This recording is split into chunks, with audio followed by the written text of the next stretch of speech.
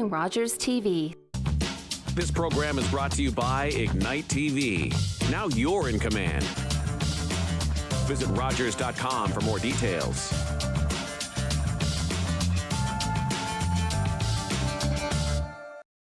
Melissa, Sarah, what are we doing today? We're going to do this podcast thing with a video.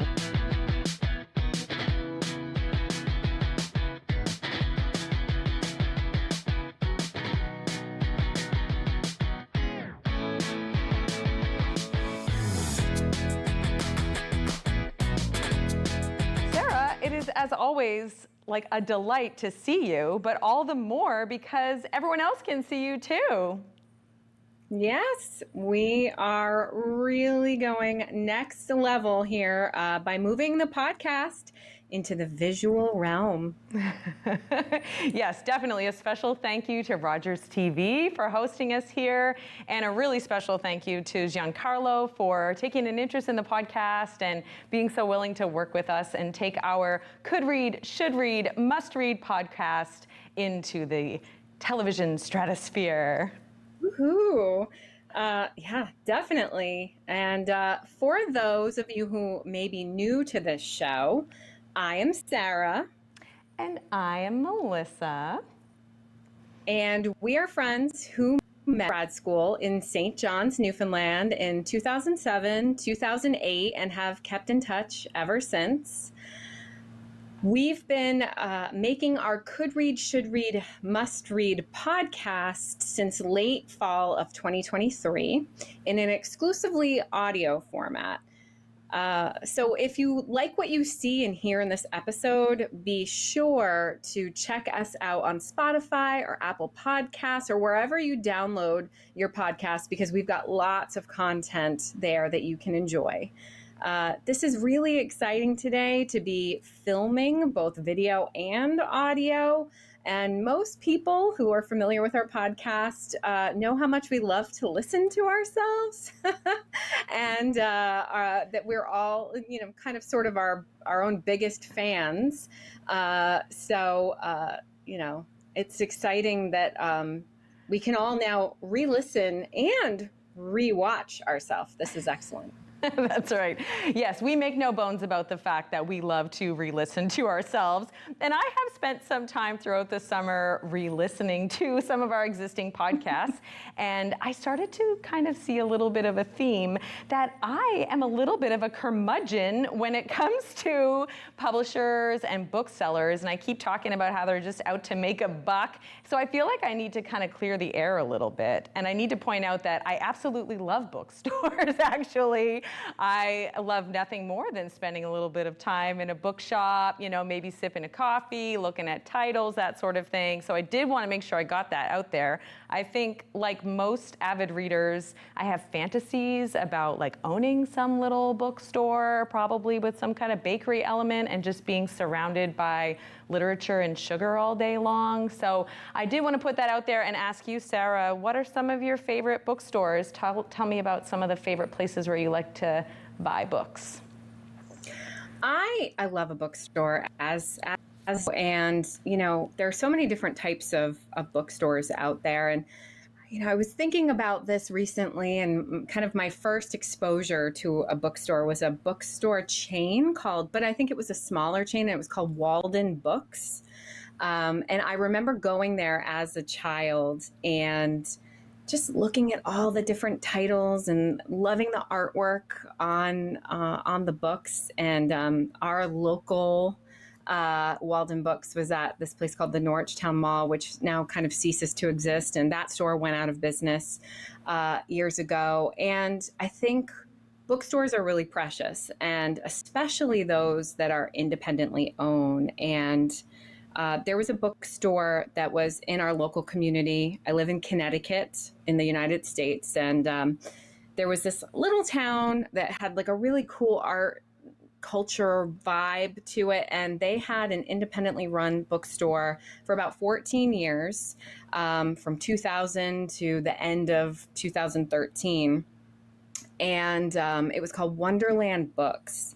And I first encountered that bookstore as, kind of a high school graduate in my early college years. And I used to go with friends. And what I loved about this bookstore is that it was super eclectic and that you could tell that it was curated, really.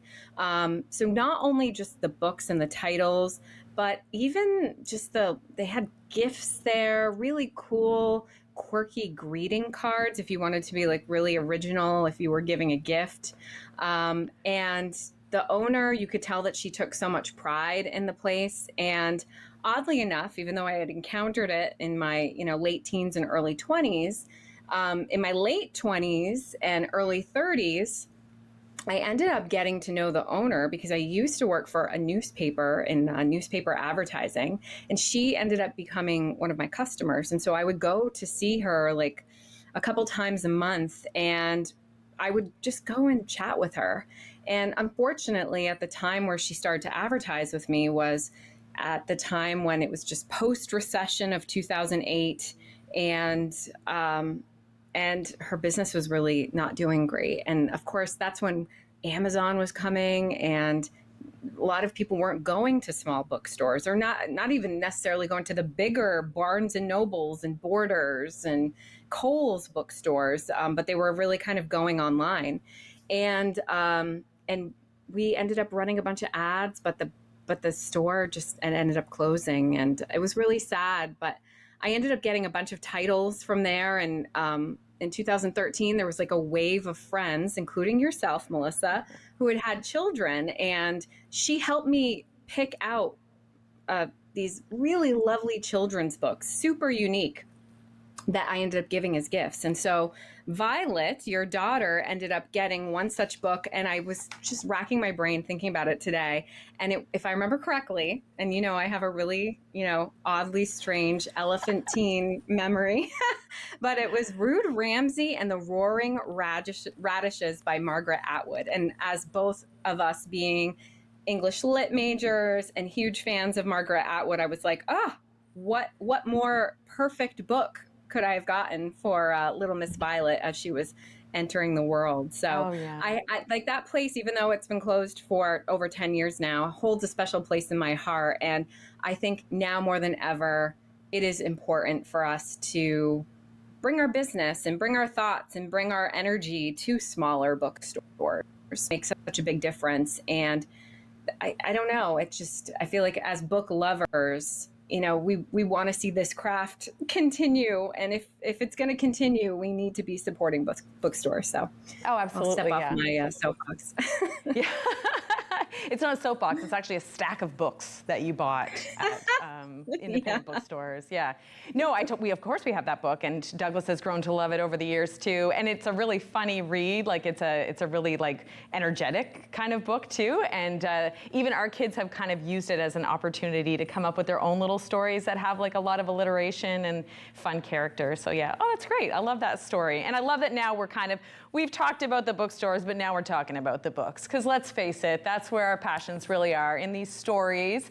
And we are about midway through the year at this point. So I'm about 25 books in. I'm not bragging here or anything, but I'm like halfway to my goal, so I'm right on track. And I want to know, what are you reading? But more importantly, what, Sarah, is the best book, the must-read that you have read so far in this year that we have not talked about on the show, which is my casual way of saying don't talk about the Rachel incident, because we've already talked about that one ad nauseum because we loved it so much. Is there anything hot on the heels of the Rachel incident that's a must-read for you so far this year? Or maybe the opposite, a really solid good read?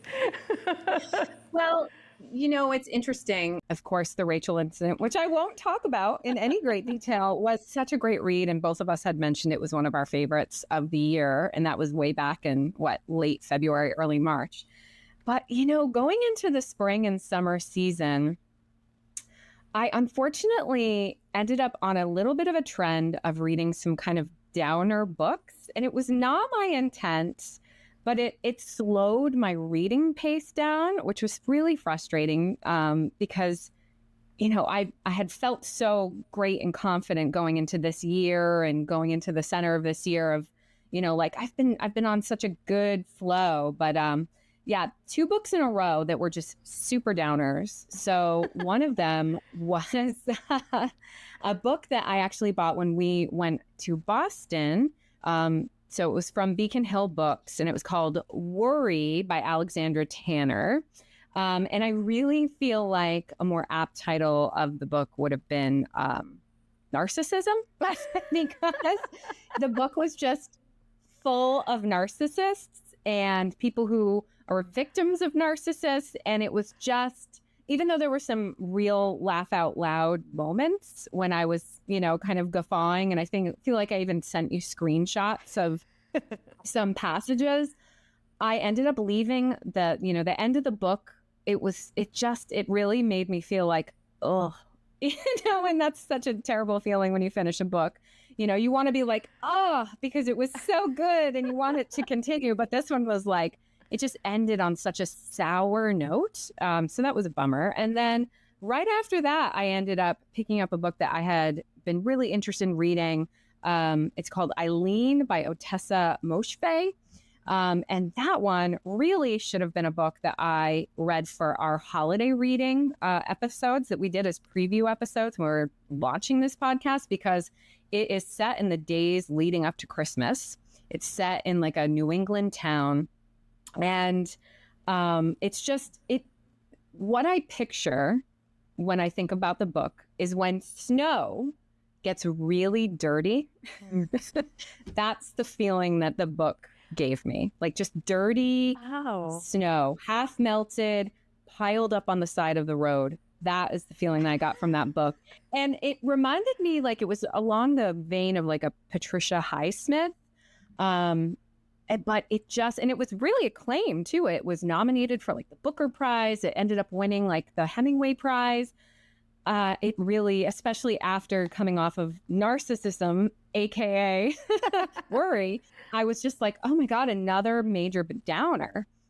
And then the third book that I read, which I guess you could also say was a downer, but ended up being, what I would say was probably the best read of the summer thus far, was another book that had been on my TBR list for quite some time, since last year. And it's Paul Murray's The Bee Sting. And this book was a bit of a behemoth, so definitely not a book that you, Melissa, would be probably diving into, because it was about 650 pages. But seriously, like a really long read. And so that ended up taking a long time for me to get through at the beginning of the summer. But it was thought-provoking. It has stayed with me since I finished reading it, probably over a month ago. And it really details the dysfunctional lives of a family living in Ireland post-recession.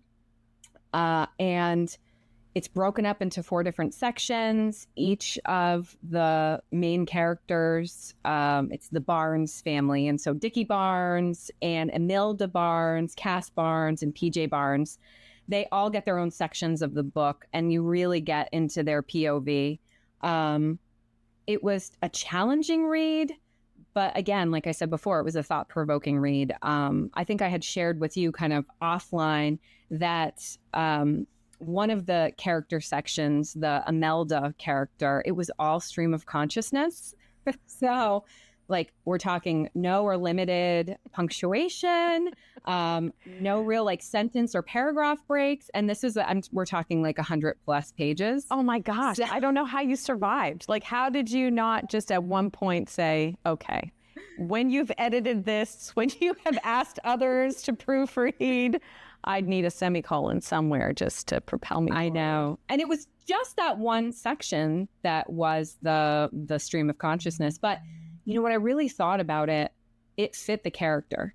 It really kind of encapsulated her internal life so well, because this is a person who had come from deep, deep trauma and had really come from poverty, and was someone that was kind of always like on the edge, feeling like their life was going to fall apart at any second. And so you think of that like rapid, kind of fluttering of a hummingbird's wings and how frantic that is.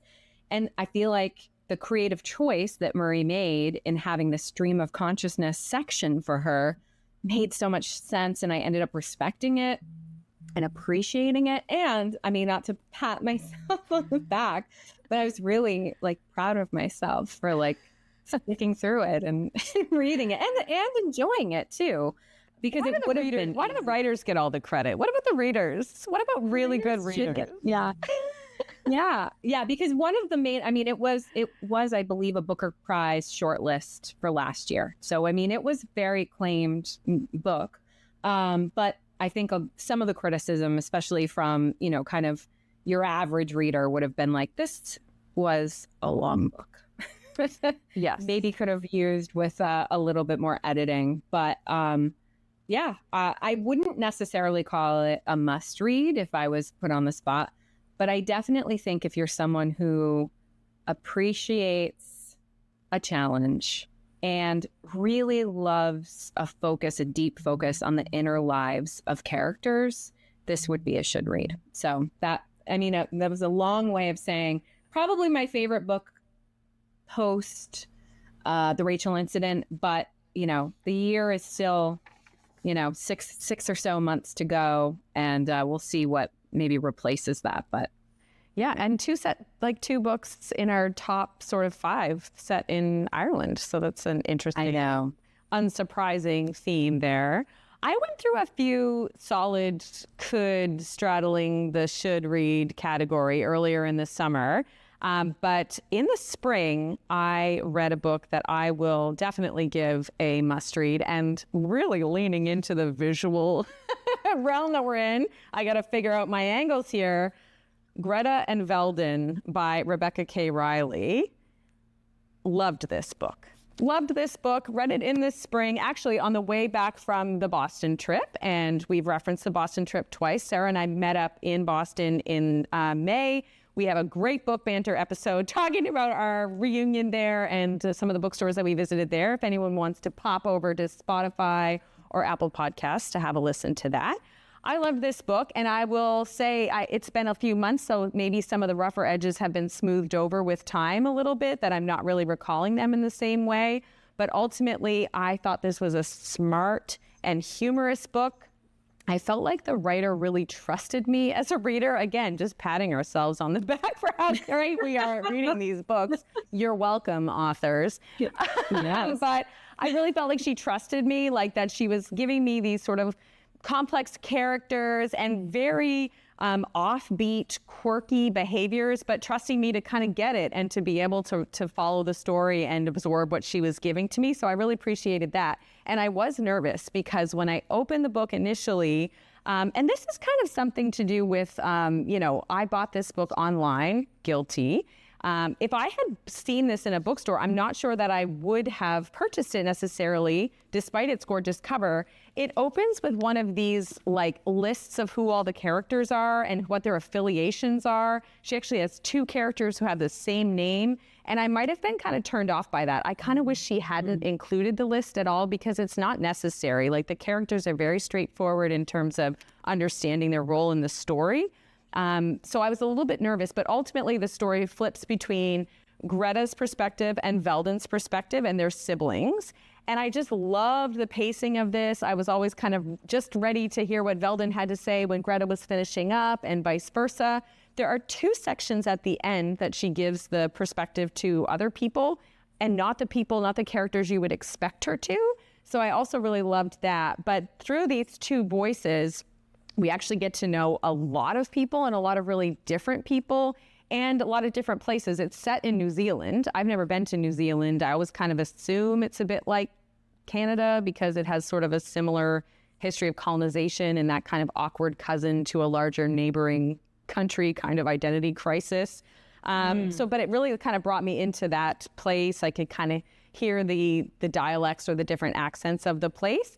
And I really liked how it just sort of stitched together a lot of moments in daily life, albeit the daily life of like a really, I think quirky's a bit of an understatement. It's a very dramatic family.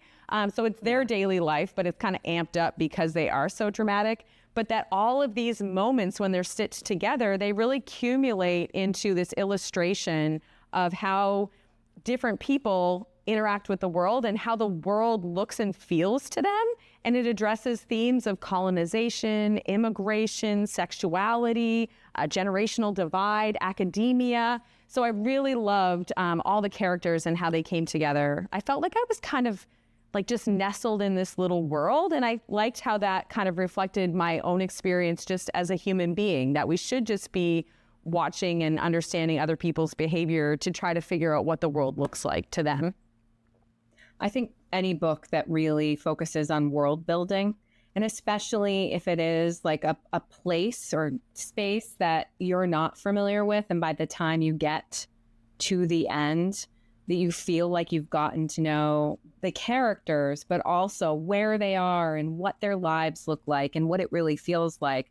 That's always such a huge accomplishment. And I think really harder to do than one would think.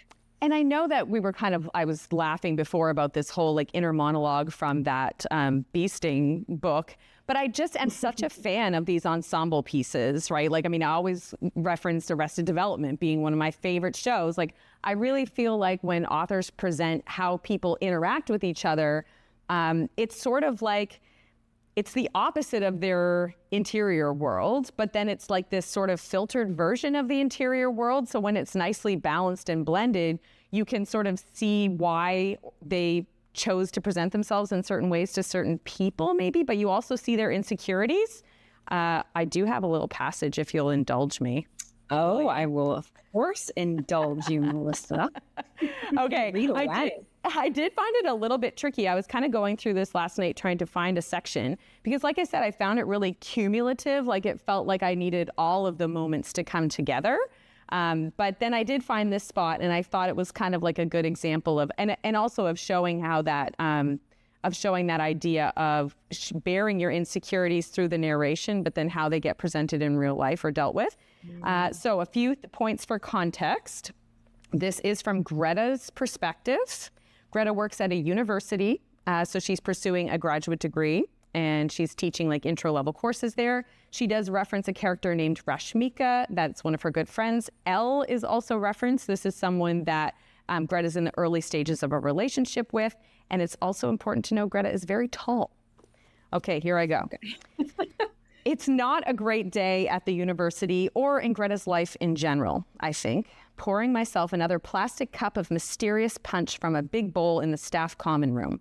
Us low-ranked staff members have been allowed in because there's going to be a panel talk, all invited. None of my students had done the readings today, not even the nerdy one with the posh English accent who went to an international school in Singapore. The discussion was bad because everyone was basing their thoughts on my summaries only, and I didn't know what I was talking about either. I don't give a shit about the Merry Wives of Windsor. There are rumors of another department restructuring, and I don't think they'll be choosing me, of all people, to stay on for summer school. The only new job listed today on Student Job Search was selling fireworks, but you needed your own turf.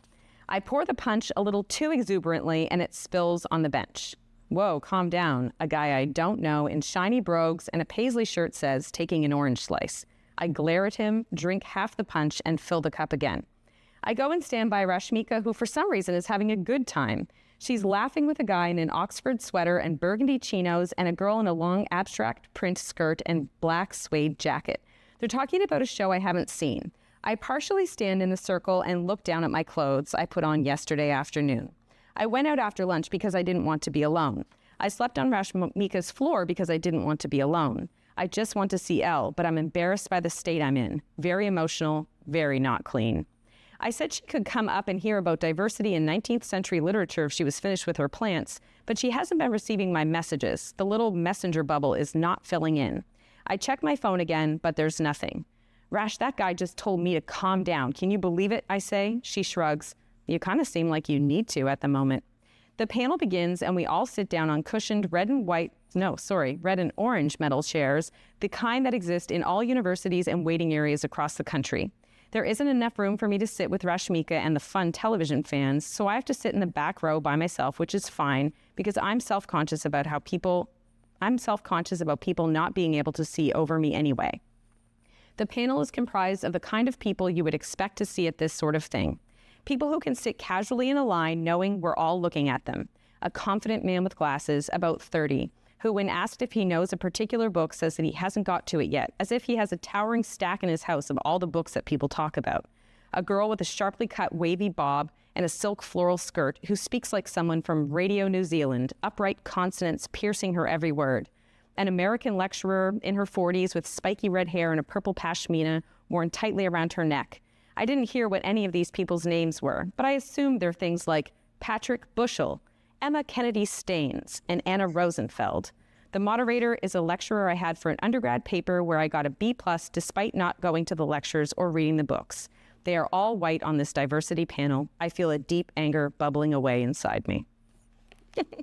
Nice. I loved it. I loved the book. I loved it. It was so good. I loved the voices, and I felt like when I closed it at the end, I could have flipped it over and started over again. I think I will read this book again. It was excellent. Must read for me. That's excellent. Yeah, so not only maybe a must read, but a must reread, which is always nice. That's a whole that's like a whole other series we have to go down. Must read, could read, should read, must read, could reread, should reread, let's reread. This is going to be a real mouthful by the time we're done. And can you tell me, did you use Greta and Valdine to fill in a square for the summer reading challenge? I did not. I could have. There was like several different boxes I could have, but I'm a purist for the rules, which I made up and have bent for other people. So I don't know why I'm such a purist for them. But I read it before the challenge actually started, so I didn't count it towards it. But I'm glad you're bringing up the challenge, though, because this has been so much fun. Our summer reading challenge has been a great way to bring people together. It's in the bingo style format, like a bingo card with different categories. And I can't believe how many people we're connecting with, how many people are sharing books and titles, and I've been loving it. Are you reading anything that could count towards the summer reading challenge at this point? Yes, so I have definitely been in earnest, really trying to meet and conquer this challenge, this summer reading challenge. So I currently have 4 completed books on the bingo card. And then I am currently reading one that sits right smack dab in the center of the bingo square of banned book. And that is Philip Roth's Portnoy's Complaint. It's funny, looking at the challenge, not a lot of my TBRs really fit into some of the categories. So I was able to, Eileen, the Dirty Snow book. We've got, what are your retitles? Narcissism instead of worry, and Dirty Snow book instead of Eileen. You really should go into title writing. I know. I mean, these just roll off the tongue, don't they? But so that book I was able to put under our, kind of award-winning book. I was a little creative with that because we did kind of say it was, I'm not a stickler, obviously, for the rules, but we did say preferably like New York Times or Globe and Mail bestseller. Oh, no, I'm thinking of a different category, which I have a book for that, a Stephen King book that I fit in for that. But it was an award, not a bestseller, but an award-winning book. And so it wasn't a Booker or Giller Prize winner, although it was shortlisted for the Booker. But it was, as I mentioned previously, it was a Hemingway Prize winner. So I was able to fit that in. I had a Stephen King book for the New York Times slot that we have. And then The Bee Sting ended up in a place that I've never visited, which is Ireland. Unfortunately, I've never been there. So that long 650-page book, not only did I pat myself on the back for actually just completing it in general, but I was also able to fill in a bingo square, which was nice. And so, and then the other book that I just completed just a couple days ago was Fear of Flying by Erica Jong. And so that book, as well as Philip Roth's Portnoy's Complaint, and then a third book that I kind of have waiting in the wings. I've gotten it from the library, which is The Unbearable Lightness of Being by Milan Kundera, are all books that have been written like 40 plus years ago. And I thought, well, since I didn't have books on my TBR that were fitting naturally into our contest, I thought, well, why not use this as an excuse to kind of explore some kind of cultural themes and the decades of, in particular, the 1960s and the 1970s, which are depicted in these books. The Philip Roth book, I'd never read a book by Philip Roth. And as a, English major, I kind of feel a little shame around that because I feel like everyone probably should have read Philip Roth at some point. And so I'm finally going to be checking that off my list. And so, yeah, I figured it was time to kind of start getting a little bit creative with this and, kind of expand and not just be reading books that have been written in the last, 2 to 5 years, but kind of go back and, take a look at some different authors. And are there notable books that I've heard of that could fit into these categories a little bit more easily that I actually have a real interest in reading and it's a little bit more of a natural fit? So yeah, long way of saying, yes, I am fitting books into our challenge squares.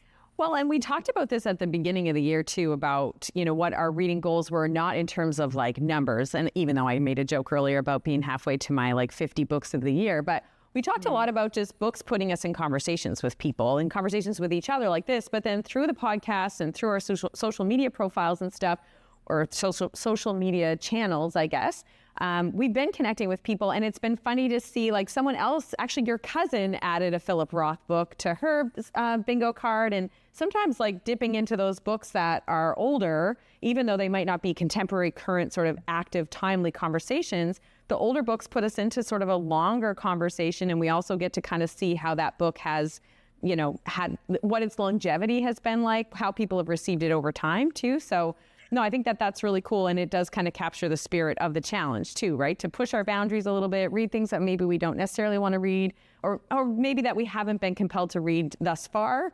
But then also maybe tick a few things off of our TBR while we're at it, which I've been joking about this, that I'm the one who made the categories and then didn't take into account my own TBR, which would have been a very effective way for me to design the challenge. Really been a ringer for this, but Yeah. Said you just wanted to be fair. That's right. I do it for the fans. But I am reading, for the book that counts towards a book in another language or a translation, I am reading My Brilliant Friend by Elena Ferrante, which was gifted to me by a brilliant friend, Kate Pendakis, which is really great. I'm only about a quarter of the way into it, so I really can't give much information on this. But I wanted to bring up the fact that I was interested in translations because I had talked about Before the Coffee Gets Cold, and I was a little bit critical of the quality maybe of the translation, and I felt like there was a distance between the writer and the version that I was reading. And someone who follows us on social media, she goes by Laura K in the Instagram world. I can only assume her name is Laura and her surname starts with a K in the physical world. But she saw something I posted that just had the spine of that book, and she made a comment about how much she loved it. And I said, yeah, I'm going to use it for the translation square. And she said, oh, it doesn't read like a translation. It's so poetically written. And it's been a bit of a self-fulfilling prophecy. The way that I've come into the book is oh, this is a really good quality translation, and it's not going to read like a translation. So I have been kind of feeling really positively about that. But interestingly, the way that the writer talks about maybe how language and class overlap is really direct. So rather than making some attempt at reproducing language that would reflect that style of speech, she just comes right out, or the narrator comes right out and says, and they spoke this in the way that would be used in the streets or something. It's really on the nose.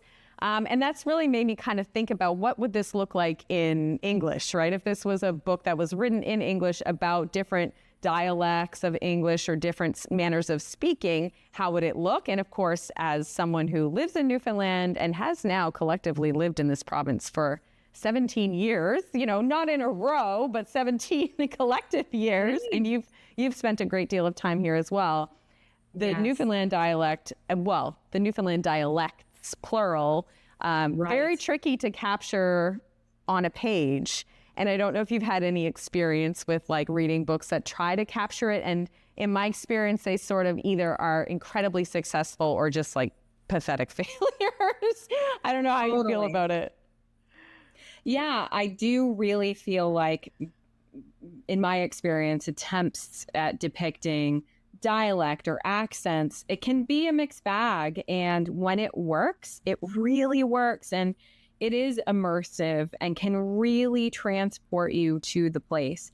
And, I think with like Newfoundland literature, when it is done well, and especially I feel like what's interesting is if you're somewhat familiar, like if you have a family member or you've spent time living somewhere and you've been able to pick up on dialects and accents and language, then I think sometimes you're a little bit harder to please with that and how it's depicted in literature, if that makes sense, because, you have an affiliation with it. And so if what you're reading doesn't really match with what you're familiar with, then it can kind of take you out of the experience and make you think, oh, this doesn't feel right. This doesn't feel authentic. But then, on the reverse of that, if you're not from somewhere and, even talk about like New Zealand, like, although we may have some ideas about what that culture looks like based on, the idea of being in Canada and being part of the Commonwealth or whatever. But we don't know exactly what it feels like to listen to people from New Zealand and what the different dialects and accents are. You may be a little bit more flexible and a little bit more accepting, possibly. So I don't know. I think it really, truly is something that it can really work, and it can really, again, like the idea of scene setting.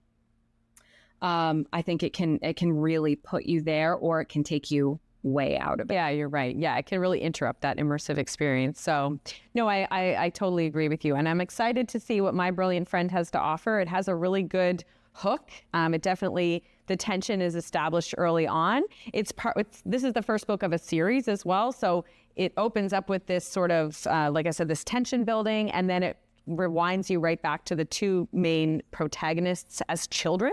So then you realize, okay, we're gonna get a full development story, this sort of Bildungsroman, if I may throw out a little bit of vocabulary here. Nice use. really wow the listeners with that. But as we approach September, as we approach back to school, I should point out I also love fall as much as I love summer. And I love the idea of back to school because I love when our pencils are the sharpest and our notebooks are the freshest. So with that in mind, Sarah, I want to ask you to assign me some homework.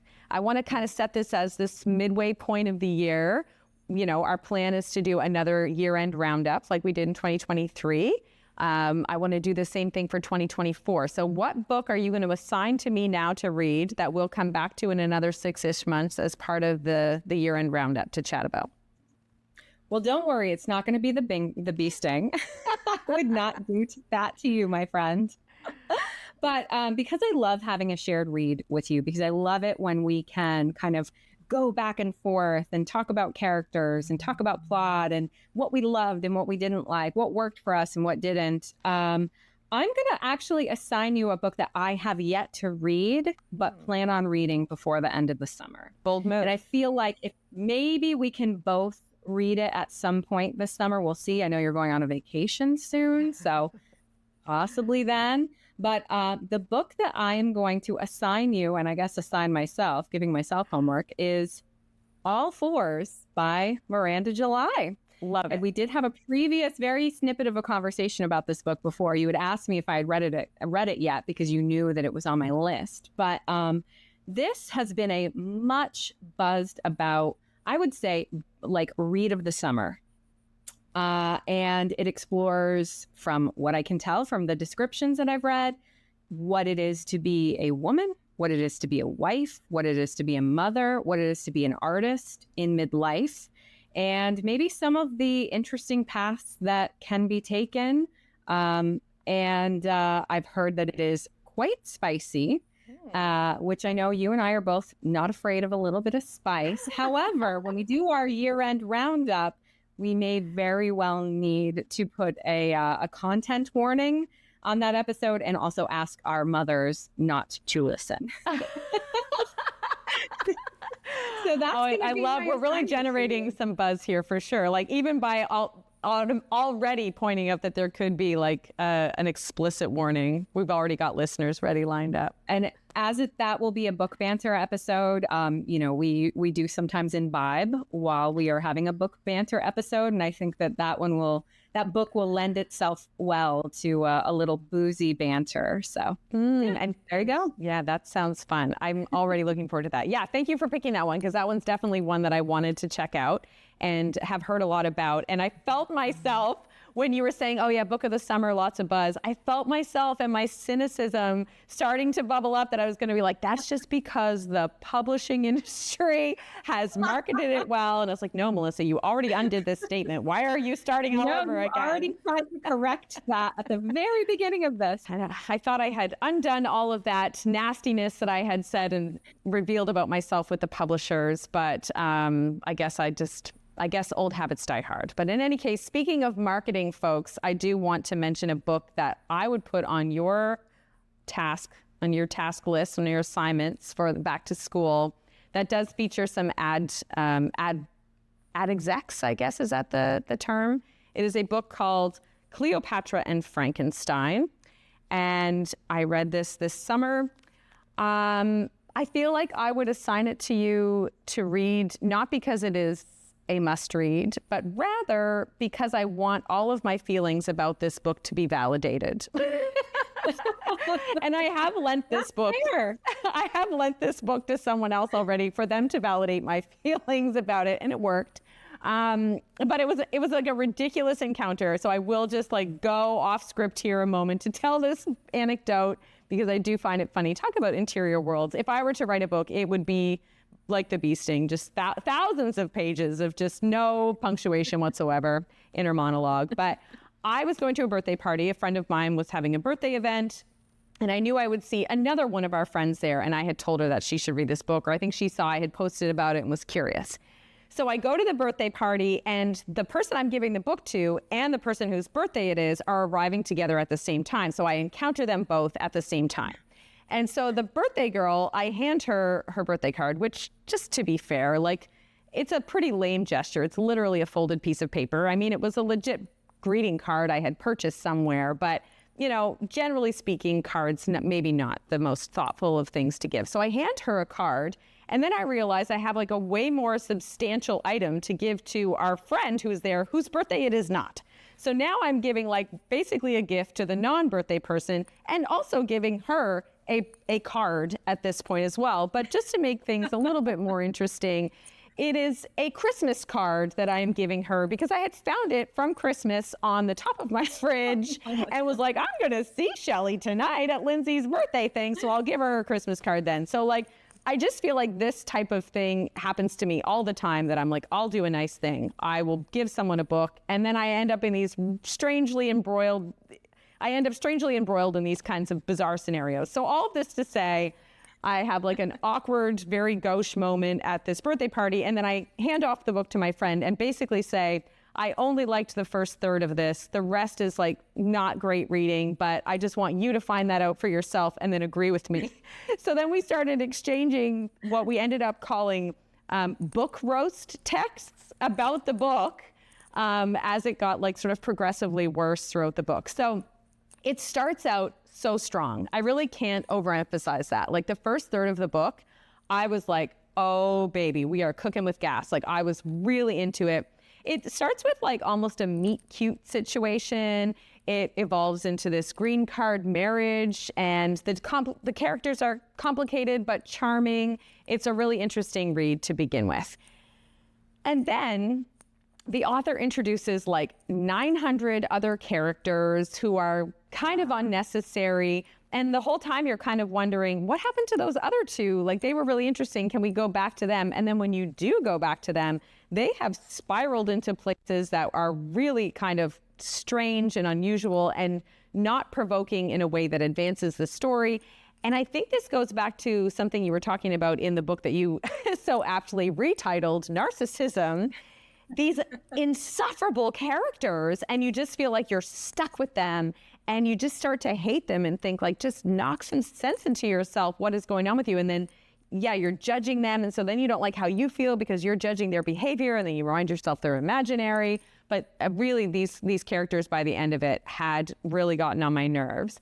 But there is one character who saves the day, her and her mother, with the most hilarious hot takes.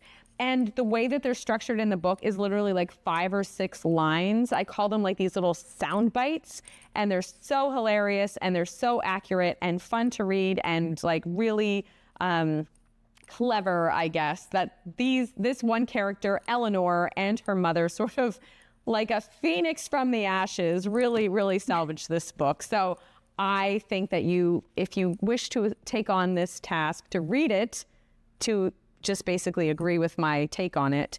And I hope you do love Eleanor as much as I did. Well, do you happen to have any Eleanor bits that you would like to share as like a little juicy preview? Did you spot my tab? Ooh, I Is that what? Nice. I love a tab. I do have a couple because they are so short, but I do think they kind of show like the type of voice. And I actually, now that I'm about to read them, they do kind of resemble the tone in Greta's portion that I read. So I think it'll be indicative of what I'm sort of into. So this is just like maybe 10 lines from Eleanor. I might pull a couple more because they are so funny. It says, everyone I know is either more successful or more interesting than me. This realization is nothing new. In fact, it used to feel like everyone I didn't know was more successful and interesting than me too. I still remember the sensation of watching a talent show on TV as a child and realizing that the girl dancing was a whole year younger than me. She was wearing a red sequin dress and patent tap shoes. She looked like a ruby, a human jewel spinning across the stage. I was in pajamas from TJ Maxx eating cereal for dinner, already destined for a life of mediocrity. Why didn't I just pull myself together back then? I was 5. I could have turned it around. That's my feelings about Beyonce, oddly enough. Like, yes, I remember there being a time in my like late teens, early 20s, and I was like, Beyonce is, like the same age as me. Like, look at what she's doing. Look what I'm doing. Hey, you have a show on Rogers TV. You and Beyonce are in the same playing field as far as I'm concerned. Definitely. Without a doubt. Well, Sarah, this has been, as always, delightful, but I do feel like we've upped the ante a little bit here by having this visual, and I'm so grateful for this opportunity. I loved this conversation. I can't wait to start all 4s and then be able to chat about it with you again. Thank you for this. Thank you, Melissa. This was a blast. We are entering a new phase of Could Read, Should Read, Must Read. And I'm happy to be on this ride with you, my friend. Till next time. Bye-bye.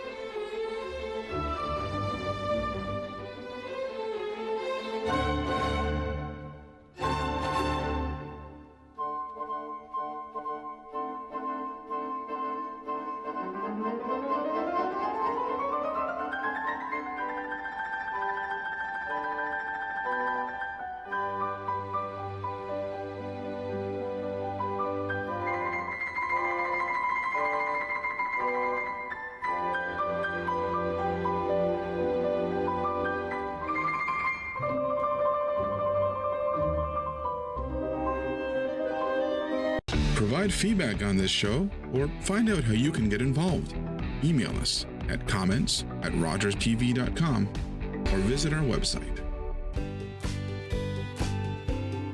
You're watching Rogers TV.